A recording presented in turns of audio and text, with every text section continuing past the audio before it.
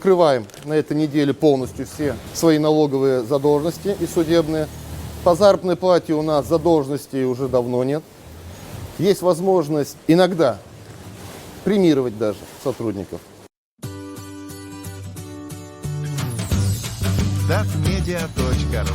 Подписывайтесь онлайн на газеты и журналы легко и быстро.